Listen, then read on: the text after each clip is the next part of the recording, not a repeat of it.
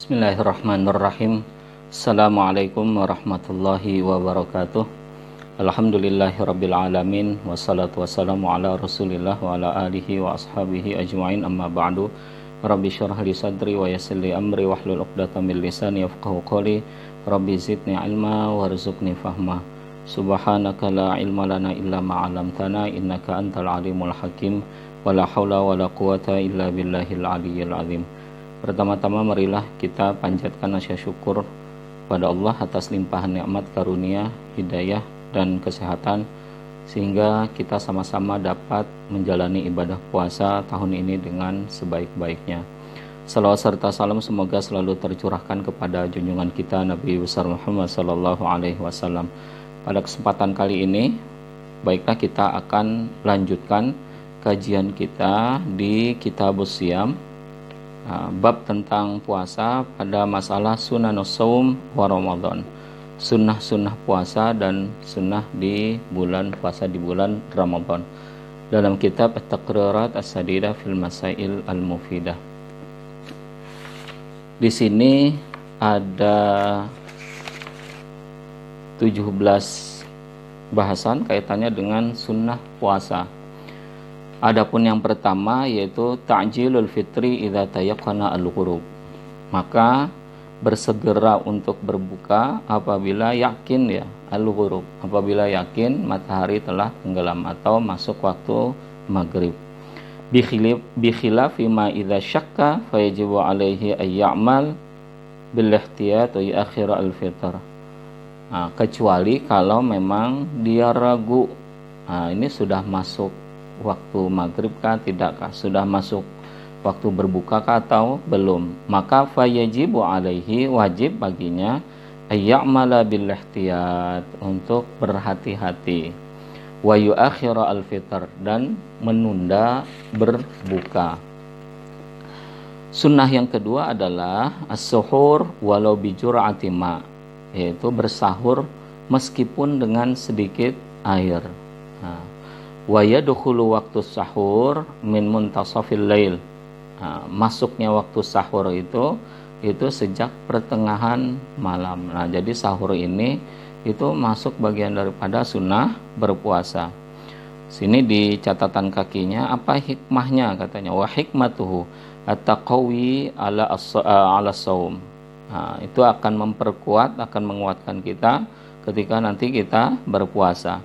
Wa mukhalafatu ahlil kitab, dan ini menyalahi ahlil kitab yang lain. Jadi sering Nabi itu dalam hal-hal ibadah itu menyalahi ahlul kitab dari kalangan Yahudi, Nasrani dan yang lainnya. Fayusannu walau li syab'an wa kaunuhu biratbin wa tamrin kal fitr, dan disunnahkan sahur ini. Jadi meskipun katanya walau li syab'an, meskipun merasa kenyang masih. Malam sebelum tidur misalnya kita sudah banyak makan, kemudian saat menjelang sahur kita merasa masih kenyang, tahan saja, kita puasa 1 hari. Tetap itu disunnahkan untuk kita bersahur itu. Wa kaunuhu biratbin, dan sahur itu sunnahnya juga adalah dengan rutab, dengan kurma yang masih basah itu. Wa tamr, dan dengan tamr, kurma yang kering. Kal fitr, sebagaimana berbuka puasa juga dengan sunnahnya seperti itu. Jadi sahur ini itu masuk bagian daripada sunnah kita. Jadi waktunya kapan katanya? Itu muntasaf al-lail, jadi pertengahan malam, sampai menjelang masuk waktu fajar. Kemudian yang ketiga ta'khirus suhur bahaitsu la yafhush at-ta'khir. Jadi sunnahnya juga, kalau tadi itu sunnahnya bersahur, ini sunnah kita mentakhirkan, mengundur, jadi mengakhirkan waktu sahur, bahaitsu la yafhush at-ta'khir, tapi jangan sampai terlewat waktu sahurnya itu. Jangan sampai takhirnya itu, mengakhirnya itu terlalu berlebihan. Wa yumsiku nadban 'anil akli. Sunnahnya juga katanya menahan dia dari makan anil akli qoblal fajri, sebelum waktu fajar. Jadi sebelum fajar, waktu fajar itu kita sudah tidak makan dan minum lagi. Nah, bin nahwin ukurannya apa? Khamsina ayah aw rubu'a sa'ah. Nah, jadi jaraknya itu sekitar, kalau kita membaca Al-Qur'an itu katanya 50 ayat atau seperempat jam. Nah, jadi 15 menit. Nah, itu sunnahnya. Jadi kalau misalnya jam 5 itu waktu subuh, waktu fajar berarti waktu subuh itu, maka 15 menit sebelum waktu subuh kita disunahkan untuk berhenti makan dan minum. Nah, kalau imsak di Indonesia itu biasanya 10 menit sebelum waktu fajar itu, sebelum masuk waktu subuh. Nah, ini sudah sesuai aja dengan sunnah itu. Kemudian yang pertama lagi yang terkait dengan al-fitru ala rutab. Ini kaitannya dengan rutab itu, katanya berbuka puasa dengan kurma ala rutbin witron, dengan kurma yang basah itu ganjil, secara ganjil. Fayuqaddimuhu awalan wa illam yajid fabusrin fatamrin fama zamzam fama ihulwin wa halwa. Nah, jadi sunnahnya ketika berpuasa itu adalah dengan rutab, dengan kurma yang basah, itu ganjil. Nah, kemudian fayuqaddimuhu awalan. Nah, jadi rutab ini lebih didahulukan. Nah, jadi makan kurma itu lebih didahulukan dengan rutab itu. Tapi kalau tidak, maka boleh busrun wa tamrun. Ini nama-nama jenis kurma juga. Nah, kemudian di airnya apa? Fama izamjam. Airnya itu dengan air zamzam. Fahulwin fahalwa, dengan ditambah dengan yang manis-manis. Hulwun di situ katanya wa malam tamasuhu annar, makanan yang tidak tersentuh api, seperti apa? Kal asal, madu atau kismis. Nah, ini buah-buahan. Nah, kita mungkin buah-buahan, silakan buah-buahan yang apa yang itu mengandung manis, dia rasanya itu manis. Kemudian al halwa ma massathu annar, atau al halwa katanya makanan yang manis juga tapi dia diolah dari dengan api. Nah, itu katanya yang untuk berbuka itu. Nah, yang kelima, sunnah yang kelima itu adalah al-ityan bidu'ail iftar. Jadi disunnahkan juga ketika kita berbuka itu dengan berdoa. Nah, apa doanya? Sini doanya sering kita baca, Allahumma laka sumtu wa bika amantu wa ala rizqika aftartu. Zahabat dhama wa btalatul uruq wa sabatal ajru insyaallah. Nah, ini ada dua, ada apa? Doa yang digabung menjadi satu ini. Allahumma lakasumtu, ya Allah, karena engkaulah saya berpuasa, wa bika amantu, dan kepada engkaulah saya beriman, wa ala rizqika aftartu, dan dengan rizki engkaulah saya berbuka puasa. Nah, jadi di doa ini saja sudah menunjukkan bahwa puasa itu kita lakukan hanya untuk Allah, dan rizki yang kita makan untuk berbuka itu adalah rizki yang Allah berikan kepada kita. Dan puasa itu juga didasarkan kepada keimanan, wabika amantu. Nah, kalau tanpa keimanan tidak mungkin kita mau berlapah-lapah, mau berpayah-payah untuk berpuasa. Nah, itu zahabat dhama'u wabtalatil uruq, telah hilang rasa haus dan kemudian tenggorokan sudah basah, wasabatal ajru insyaallah, dan mudah-mudahan pahala itu akan kita dapat. Alhamdulillahilladzi a'anani, segala puji bagi Allah yang telah memberikan pertolongan kepadaku. Fasumtu, kemudian saya dapat berpuasa. Wa razaqani, kemudian dialah yang memberi rezeki kepadaku. Fa aftartu, lantas saya dapat berbuka puasa. Allahumma inni as'aluka bi rahmatika, ya Allah, aku memohon kepada engkau dengan rahmat engkau, allati wasi'at kulla syai'in antaghfirli, yang rahmat engkau itu mencakup segala sesuatu. Mudah-mudahan engkau dapat mengampuni saya, mengampuniku. Wa yad'u bima syaa, dan kemudian dia berdoa dengan doa apa saja. Nah, ini yang penting juga yang perlu kita ingat bahwa ketika kita berbuka, maka sunnahnya jangan ditinggal. Nah, karena mungkin rasa lapar, rasa haus yang sangat, tapi tetap harus kita ingat kita terlebih dahulu berdoa. Nah, dengan doa-doa itulah kita mendapatkan nilai-nilai sunnah itu. Di ini hadis riwayat Abu Daud, kemudian yang di akhir itu katanya hadis yang diriwayatkan oleh Ibnu As-Sinni.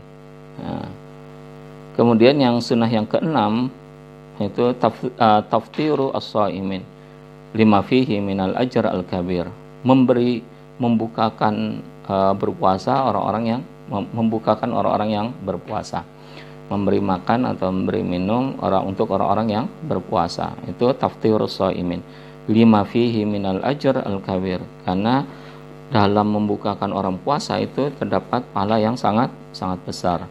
Maka di hadis Nabi itu, man afatara shaiman kana lahu mithlu ajrihi ghairi annahu la yunqasa min ajri shaim syai'an.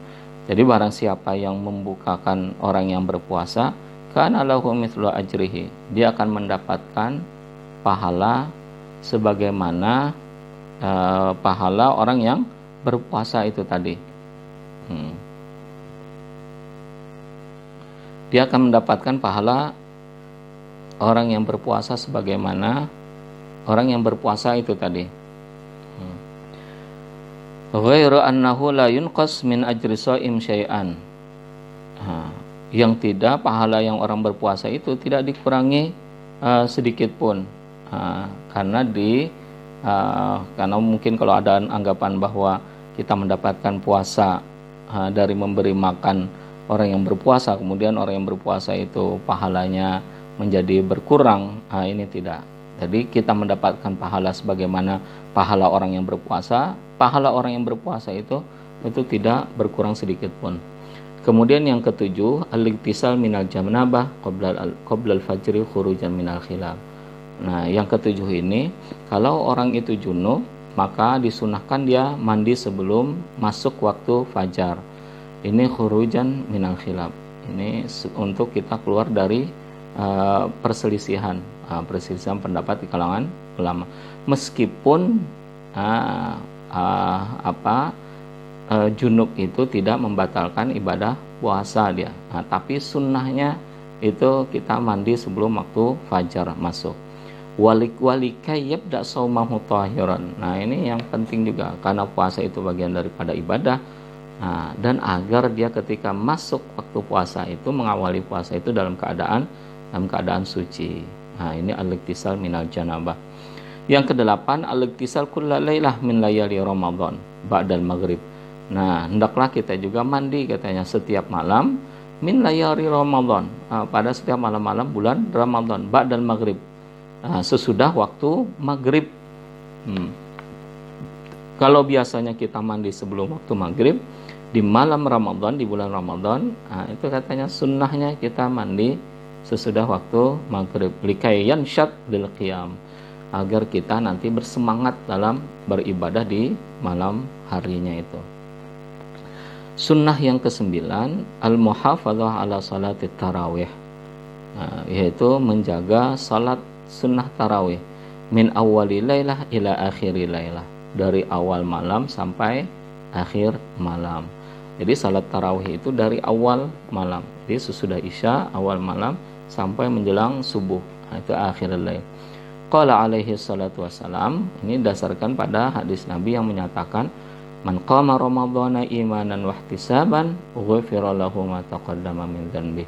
Barang siapa yang pada bulan Ramadan itu qama, itu mendirikan atau bangun karena imanan wahtisaban, karena keimanan dan karena muhasabah, karena menghitung-hitung, karena menghisap diri, ghufira lahu ma taqaddama min dzanbi, maka ia akan diampuni dari segala dosa-dosanya. Wal maksud bi qiyami Ramadan, nah ini maksud dari qoma Ramadan itu adalah salat tarawih. Jadi salat tarawih, ini sunnahnya juga. Jadi salat tarawih ini tidak ada di malam-malam selain malam Ramadan. Nah, jadi kesempatan kita untuk sholat tarawih itu hanya di malam bulan Ramadan saja. Di luar itu tidak ada lagi sholat tarawih. Nah, maka karena kesempatan itu hanya ada pada Ramadan ini saja, maka mestinya kita pun bersungguh-sungguh untuk melaksanakan sholat tarawih itu. Yang ke-10, ta'akud al-muhafadzah ala salatil witr. Nah, bersungguh-sungguh juga memastikan juga kita untuk muhafadzah, menjaga salat tarawih. Nah, itu diperkuat untuk jangan sampai kita tidak melaksanakan salat witir. Ta'akud al-muhafadzah ala salatil witr. Nah, jadi kita menjaga salat witir kita. Wa yakhtasu witru Ramadan bi thalathi khususiyat. Nah, dan witirnya Ramadan itu memiliki 3 kekhususan dia. Nah, 3 kekhususan. Yang pertama, annahu tusannu fihi al-jamaah. Nah, karena yang pertama, witir di bulan Ramadan itu disunnahkan dia berjamaah. Nah, kemudian yang kedua, wa yusannu fihi al-jahr. Nah, dan disunnahkan juga membacanya itu, kalau imam dia membaca dengan jahar dia. Nah, sama kalau kita membaca bacaan-bacaan Fatihah dan bacaan ayat itu di salat maghrib dan isya dengan jahar juga. Yang ketiga, wa yusannu fihi al-qunut fin nisfil akhir min Ramadan alal mu'tamad. Dan pendapat yang kuat itu disunahkan kita untuk membaca kunut fin nisfil akhir min Ramadan, di pertengahan akhir bulan Ramadan. Nah, ini khususiat witir di bulan Ramadan itu. Sunnah yang ke-11, al-iktsar min tilawatil Quran bitadabbur. Nah, memperbanyak membaca Quran tapi dengan tadabbur, dengan sambil merenungkan maknanya itu.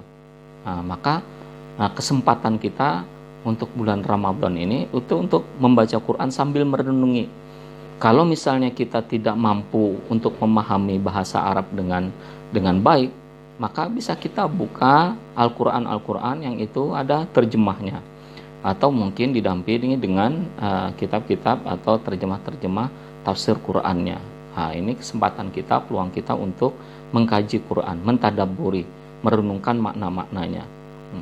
Waqat warada fil athar, karena ada hadis Nabi yang menyatakan Ramadan syahrul Quran. Ramadan itu bulannya Quran. Nah, jadi kesempatan kita untuk mengakrabi Quran.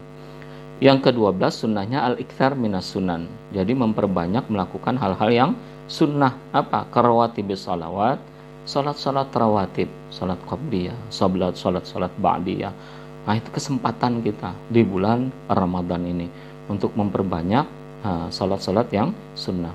Wa salatid duha, dan salat duha, wa salawat tasbih, dan salat tasbih wal awwabin, dan salat taubat itu. Nah, ini kesempatan kita untuk memperbanyak salat-salat yang sunnah. Yang ke-13, al-iktsar minal a'mal as-salihah. Nah, juga sunnahnya adalah memperbanyak perbuatan amal-amal yang soleh. Apa? Kas-shadaqah, bersedekah, wasilaturrahmi, dan bersilaturrahmi, wa huduri majlisil ilmi, dan kemudian menghadiri majlis ilmu, wal i'tikaf, kemudian i'tikaf, wal i'timar, kemudian memakmurkan masjid, wal iqbal Allah, kemudian menghadap kepada Allah. Jadi menghadirkan Allah di dalam hati kita, bihifdzil qalbi wal jawari, dengan cara menjaga hati dan menjaga anggota tubuh, wad da'awat al-ma'thurah, dan berdoa dengan doa-doa yang dimaksurkan, yang berasal dari Nabi. Nah, al-iktsar minal a'mal as-salihah. Jadi memperbanyak kita melakukan amal-amal yang soleh. Nah, ini penting. Kenapa? Karena ibadah apapun yang dilakukan pada saat bulan Ramadan itu dilipat gandakan. Kalau di luar Ramadan itu pahalanya bisa sampai 10 kali, bahkan mungkin sampai 700 kali. Satu kebaikan dibalas dengan 10, dan satu kebaikan infak dibalas dengan 700 kali. Tapi pahala puasa dan amal-amal yang ada dalam ibadah puasa itu bisa berlipat-lipat ganda. Kenapa? Karena di hadis Nabi itu dinyatakan bahwa as-saumu li. Jadi kata Nabi bersabda bahwa dengan hadis qudsi itu bahwa puasa itu untuk Allah katanya, wa ana ajazi bihi, dan akulah yang akan membalasnya dengan balasan-balasan yang tidak ada batasnya. Nah, jadi kalau di luar Ramadan kita melakukan kebaikan, maka sunnah-sunnah itu, amal-amal yang soleh itu, maka di bulan Ramadan itulah peluang kita untuk lebih melakukan amal-amal yang soleh, amal-amal yang baik itu tadi. Yang keempat, al-ijtihad fil ashri al-awakhir wa tahari lailatul qadar. Nah, kita bersungguh-sungguh di 10 hari terakhir dan bersungguh-sungguh pula untuk mendapatkan malam Lailatul Qadar. Fiha wa fi autariha akid. Jadi di 10 terakhir dan di hari-hari yang ganjil itu lebih ditekankan lagi. Jadi di 10 hari terakhir dan di malam-malam yang ganjil. Nah, di sini ada catatan kakinya, wasumiyat bidzalika li'azami qadriha. Nah, jadi Lailatul Qadar itu dinamakan dengan Lailatul Qadar karena li'azami qadriha. Nah, karena kemuliaan, keagungan, ketetapan Allah itu, ketetapan pada malam itu. Di annallaha yaqduru fiha ma yasha. Karena Allah menetapkan pada malam itu apa yang Dia kehendaki. Wahia min khosaisina. Jadi Lailatul Qadar itu merupakan kekhususan hanya ada pada umat Nabi Muhammad saja. Wa fiha arba'una qaulan. Jadi ada 40 tentang kekhususan Lailatul Qadar. Wa mala al-Imam Asy-Syafi'i ila annaha Lailatul Hadi Asyar. Jadi Lailatul Qadar ini ada 40 pendapat katanya. Kapan itu terjadinya? Dan Imam Syafi'i itu lebih cenderung kepada ila annaha Lailatul Hadi awis salis wal ashrin. Beliau lebih cenderung kepada malam 21 dan malam 23 di malam Ramadan. Wal Imam ini kecenderungan Imam Syafi'i lebih memilih kepada pendapat atau berpendapat di malam 21 dan 23 Ramadan. Itu malam Lailatul Qadar menurut beliau itu. Walladzi alaihi al-jumhur annaha Lailatul Sabi wal Ishrin. Tapi menurut pendapat jumhur, malam Lailatul Qadar itu terjadi di malam 27 Ramadan. Waqtara ba'duhum intiqaliha fi layalil ashar al-akhirah. Sebagian berpendapat bahwa dia berpindah-pindah, tapi masih di 10 terakhir di bulan Ramadan. Wa hikmatu ibhamiha, hikmah dari disembunyikannya. Jadi mubham, jadi tidak ditentukannya kapan Lailatul Qadar, malam Lailatul Qadar itu hikmahnya apa? Ihya ujami'il layali bil ibadah. Itu agar kita mengoptimalkan semua malam itu dengan beribadah. Wa min khosaisiha, dan di antara kekhususannya adalah annaha la yanaqid fiha nutfah kafir. Jadi di antara kekhususan malam Lailatul Qadar itu katanya itu tidak akan terjadi nutfah orang kafir itu. Jadi orang kafir itu tidak akan berhubungan pada malam Lailatul Qadar katanya. Wa yankashifu fiha syai'un min ajaibil malakut. Akan terbuka keajaiban-keajaiban di malakut, di alam malakut itu. Wal amal fiha khairum minal amal alfasyahr. Dan beramal kita di malam Lailatul Qadar itu nilainya lebih baik dibandingkan kita 1000 bulan lebih baik dibandingkan kita beramal di luar malam Lailatul Qadar. Laisa fiha Lailatul Qadar, di luar malam Lailatul Qadar. Kalau pada saat malam Lailatul Qadar kita beribadah 2 rakaat, maka nilainya sama dengan 1000 bulan. Nilainya sama dengan 1000 bulan yang 2 rakaat itu. Nilainya sebanding dengan kita beribadah dengan 1000 bulan 2 rakaat, tapi selama 1000 bulan. Wa min alamatiha, dan di antara tanda-tanda Lailatul Qadar annaha mu'tadilah. Jadi malamnya itu katanya mu'tadilah, tenang. Jadi datar. Watatlu asyamsu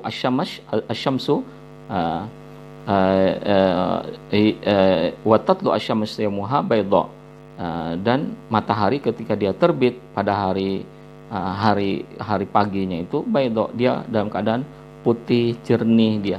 Walaysa fiha katsiru syi'a, dan tidak banyak pendar-pendar, tidak banyak cahaya-cahaya matahari itu. Tidak banyak itu. Jadi matahari lebih dingin, lebih tidak banyak cahaya matahari di situ. Linuril malaika as-sa'idina wan nazilina. Kenapa? Karena pada waktu subuh itu, ketika matahari terbit itu, malaikat itu as-sa'idina an-nazilina, yang naik dan yang turun itu, cahaya malaikat yang naik dan turun itu menutupi cahaya matahari itu. Itu karena itu cahaya matahari tidak begitu pendar, tidak begitu banyak cahayanya. Wa yusannu liman ittala 'alaiha ayyaktumaha wa yusannu liman ittala 'alaiha ayyaktumaha wa yuhyiha wa yuhyi yaumaha kalilataha. Jadi disunahkan bagi mereka yang mendapatkan malam Lailatul Qadar itu ayyaktumaha, itu menyembunyikannya. Jadi tidak menceritakannya kepada yang lain. Wa yuhyiha, dan menghidupkan malam Lailatul Qadar itu. Wa yuhyi yaumaha, dan demikian juga menghidupkan hari sesudah itu. Secara keseluruhan. Jadi semalaman itu. Wa ala maratibi ihya'iha, dan tingkat tertinggi dalam menghidupkan malam Lailatul Qadar itu adalah ayyuhyil lail kullahu. Jadi dia menghidupkan seluruh malam itu bi anwa'il ibadah, dengan berbagai macam ibadah.